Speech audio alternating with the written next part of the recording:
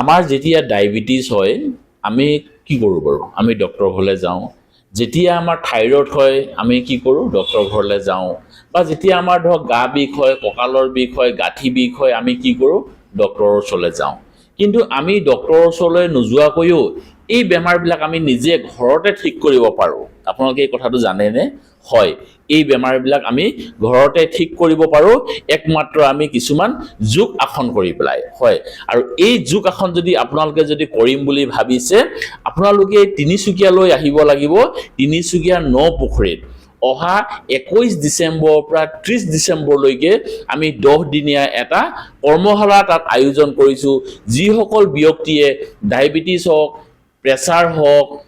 শৰীৰৰ আপোনাৰ বিভিন্ন ধৰণৰ বিষবিলাক হওক বা আপুনি যদি থাইৰয়ডত ভুগি আছে বা মহিলাৰ কিছুমান ভিতৰুৱা সমস্যাবিলাক থাকে এইবিলাকৰ পৰা যদি আপুনি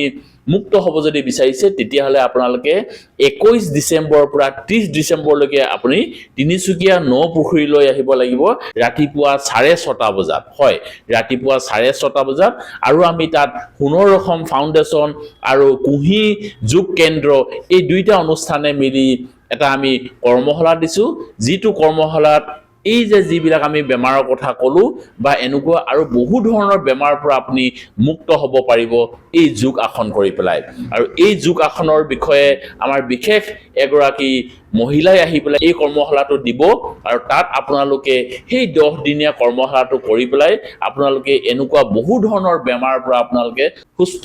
হ'ব পাৰিব আৰু সবিশেষ জানিবৰ কাৰণে আপোনালোকে আমাৰ এই এনজিও অফিচিয়েল নাম্বাৰটোত আপোনালোকে যোগাযোগ কৰিব পাৰে আৰু তাত মাথো আপোনালোকে এই 10 দিনৰ কৰ্মশালাৰ বাবে মাত্ৰ আপোনালোকে 199 টকা দিব লাগিব হয় সবিশেষ জানিবৰ কাৰণে আপোনালোকে স্ক্ৰীনত দিয়া নম্বৰটোত যোগাযোগ কৰক আৰু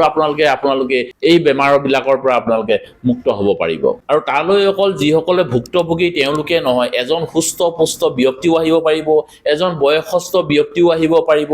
আপোনালোকে সকলোৱে জানে আমি ৰাতিপুৱা গধূলি সদায় আমি খোজ কাঢ়ো বা আমি বিভিন্ন ধৰণৰ এক্সাৰসাইজ বিলাক কৰো বা ব্যায়াম বিলাক কৰো আৰু এই ব্যায়াম বিলাক বা এই এক্সাৰসাইজ বিলাক আমি কেনেকৈ কৰিব লাগে সঠিক আমি নিয়ম বিলাক নাজানো আৰু এই যেটো আমি কৰ্মশালা দিবলৈ গৈ আছো 10 দিনীয়া কৰ্মশালা এই কৰ্মশালাত আপোনালোকক গোটেই পদ্ধতি বিলাক শিকাই দিব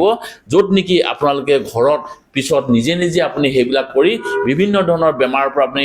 সুস্থ হৈ উঠিব পাৰিব বা এজন আপুনি সুস্থ সবল ব্যক্তি কি ধৰণে হ'ব গোটেই প্ৰসেস বিলাক তাত শিকাই দিয়া হ'ব আহক তেতিয়ালে আমি দেৰি নকৰি সেই কৰ্মশালাত সোনকালে যোগদান কৰো আৰু আমি আপোনালোকক সকলোকে সেই দিনা লগ পাম বুলি আশা কৰিলো